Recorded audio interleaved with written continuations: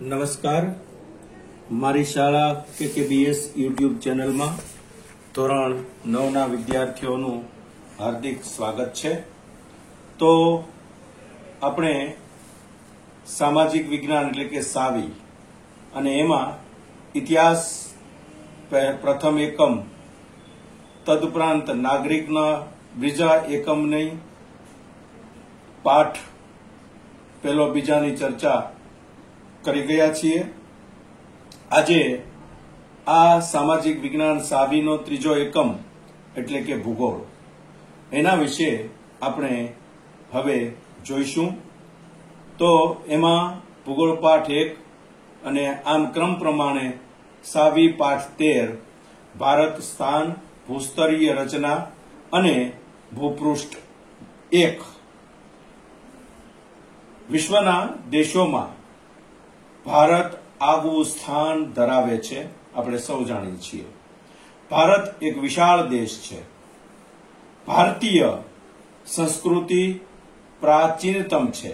આ બધી જ વિગતો આપણે પાછલા ધોરણથી ભણતા આવ્યા છીએ અને તે સંસ્કૃતિ વિશ્વનો લોકશાહી ધરાવતો એવો સૌથી મોટો દેશ એ આપણો ભારત છે।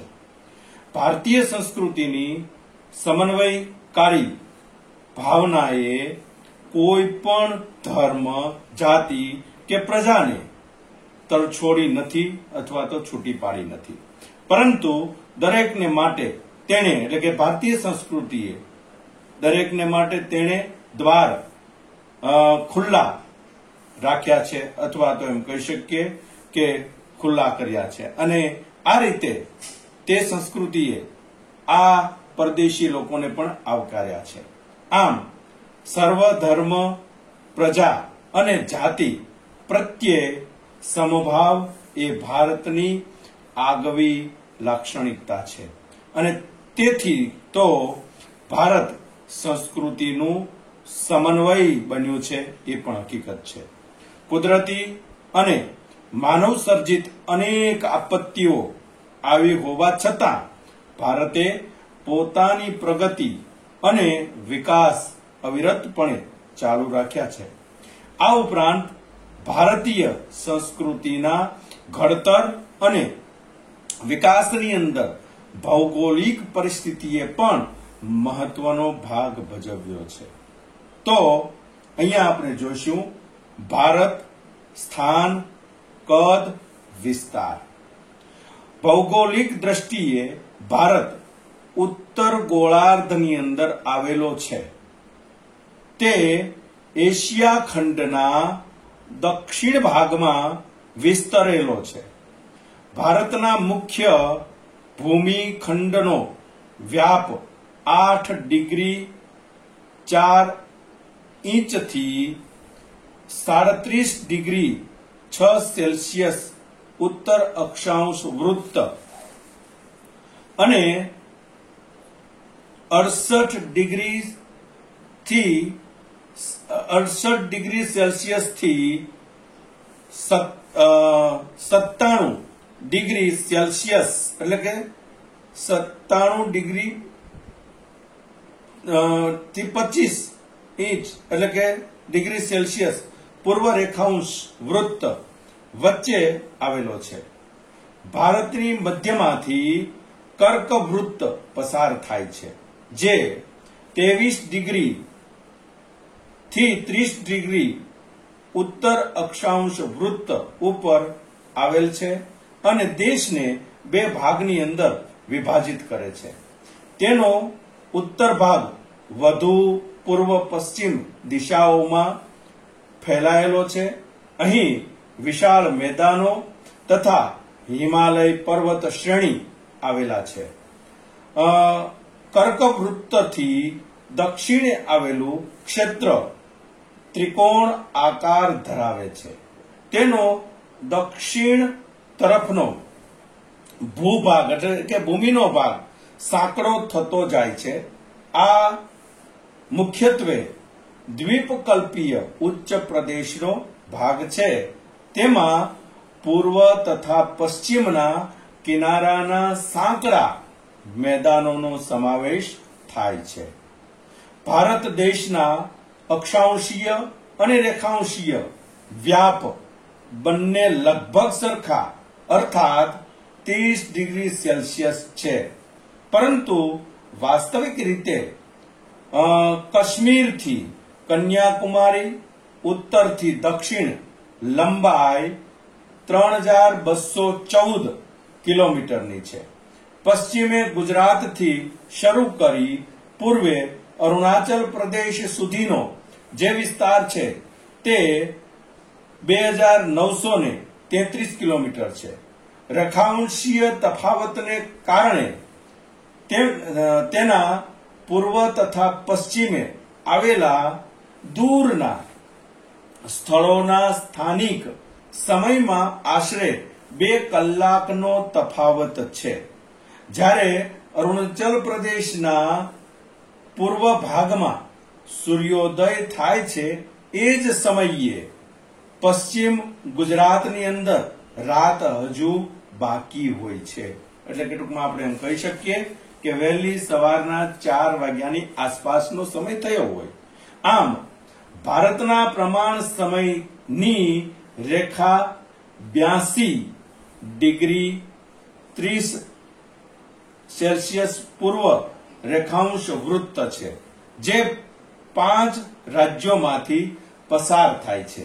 તેનો સ્થાનિક સમય જ સમગ્ર ભારતનો પ્રમાણ સમય માનવામાં આવે છે. ભારતનો કુલ વિસ્તાર 32.8 લાખ ચોરસ કિલોમીટર છે અને ક્ષેત્રફળની દ્રષ્ટિએ જોતા ભારત વિશ્વની અંદર 7મા ક્રમે આવે છે. ભારત વિશ્વના ભૂમિ ભાગ ક્ષેત્રના કેવળ 2.42% ધરાવે છે. વિશ્વના જે 6 દેશો ભારતથી મોટા છે તે અનુક્રમે અહીંયા જોઈએ તો 1 રશિયા, 2 કેનેડા, 3 યુએસ, 4 ચીન, 5 બ્રાઝિલ, 6 ઓસ્ટ્રેલિયા છે. ભારતનો ભૂમિ ભાગ એશિયા ખંડની દક્ષિણ તરફ આવેલો છે.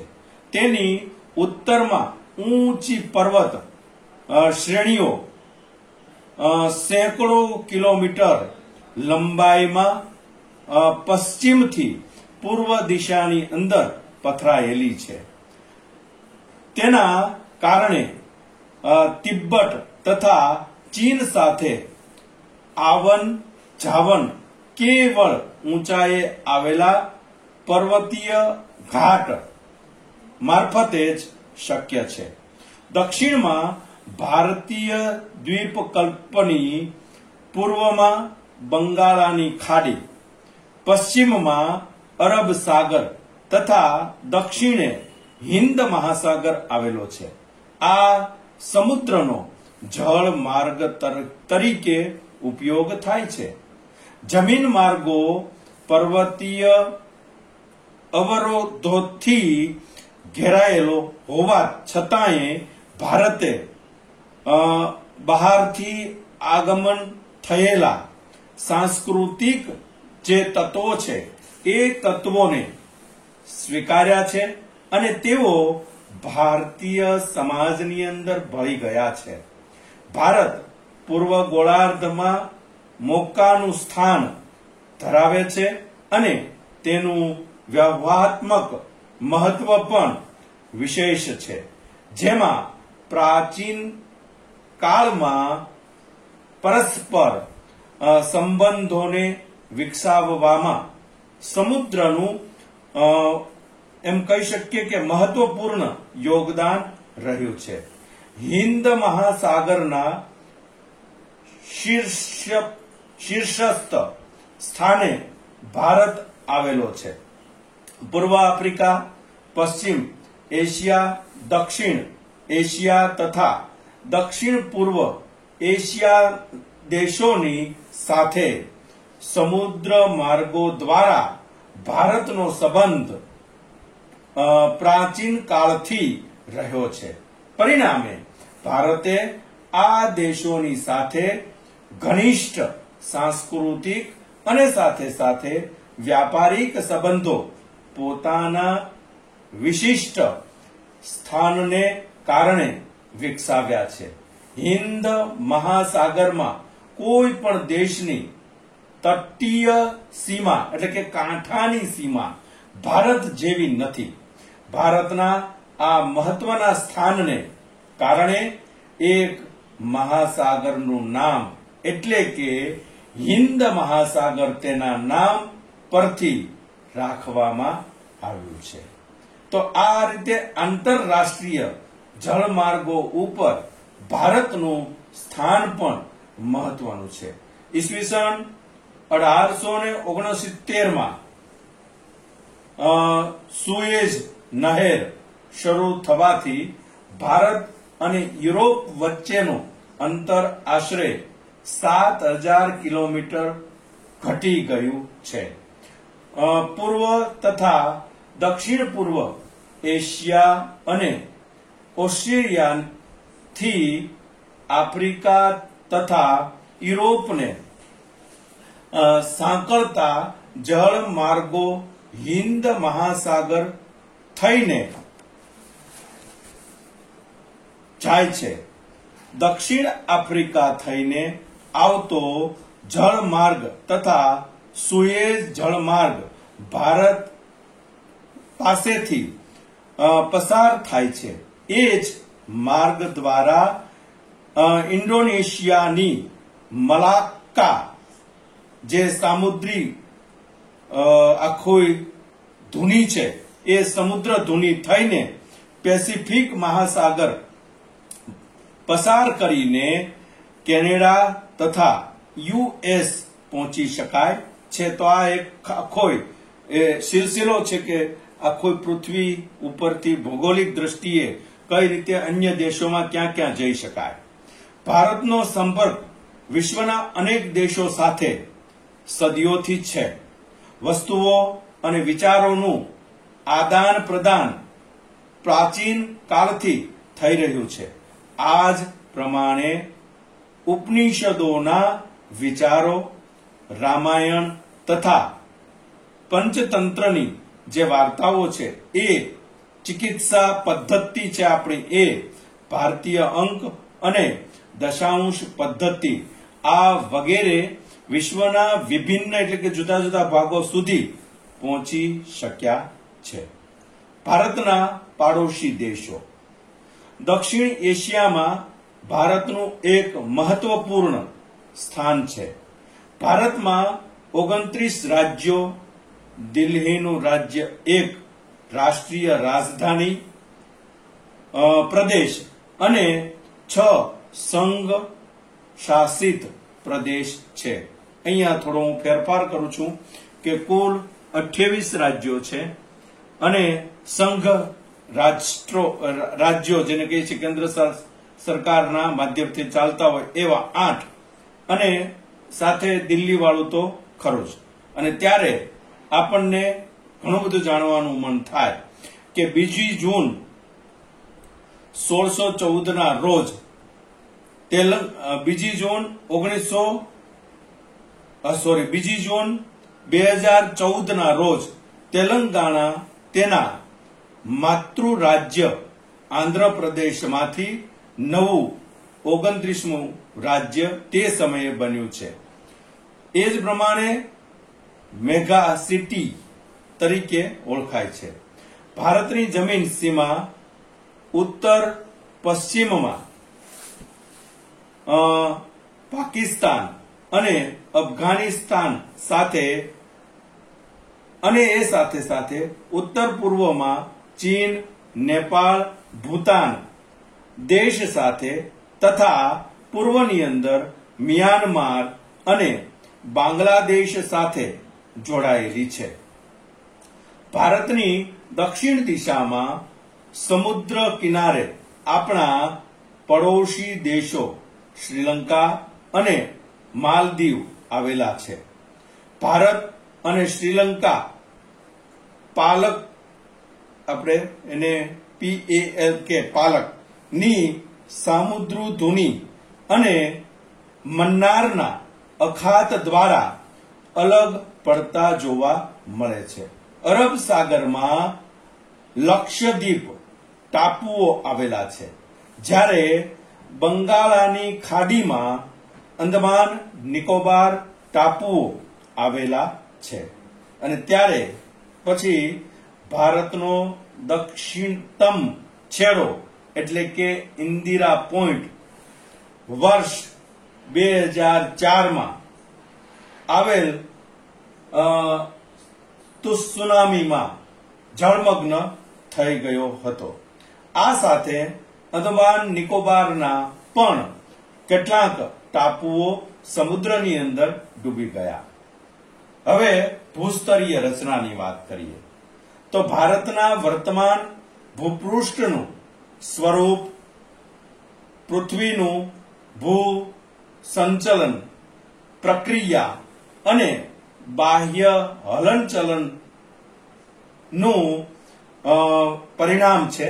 અને આ બંને પરિબળોની વિનાશક અને રચનાત્મક અસર જોવા મળે છે.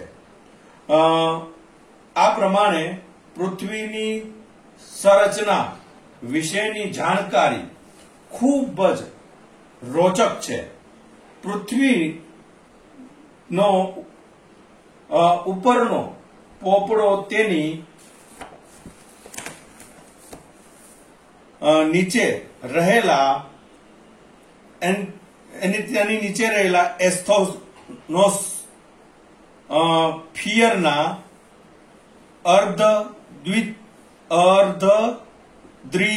દ્રવિત ખડકોની ઉપર તરી રહ્યા છે. પૃથ્વીના પેટાળની અંદર થતી કિરણોત્સર્ગી પ્રક્રિયાને પરિણામે ગરમી ઉદ્ભવે છે, પેદા થાય છે.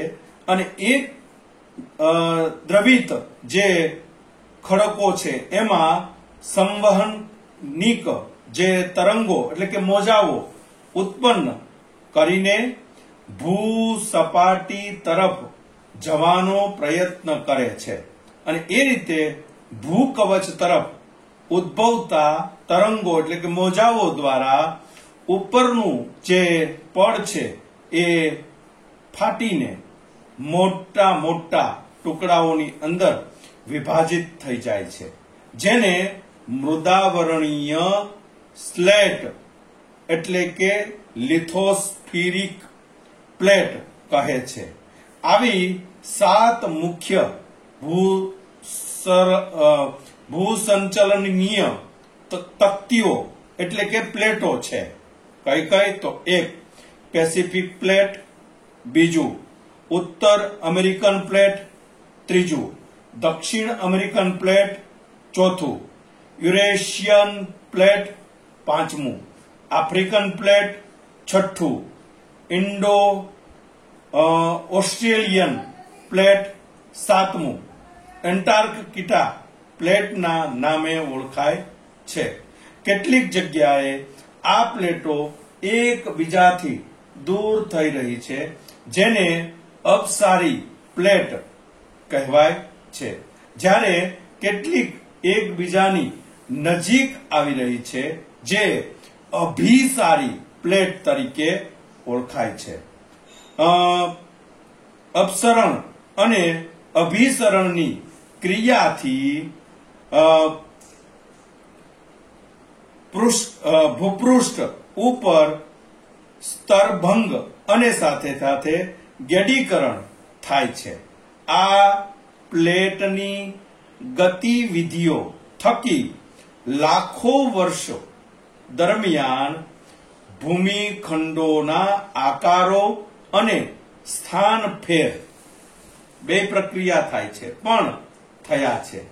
એકબીજાથી વિપરીત દિશાની અંદર ખસી જવાની આ પરસ્પર પ્રતિક્રિયા જ પૃથ્વીની બધી ભૂકંપીય અને જ્વાળામુખીય જે ક્રિયાઓ છે તે માટે જવાબદાર છે, એનો પણ અહીંયા ઉલ્લેખ કરવામાં આવેલો છે.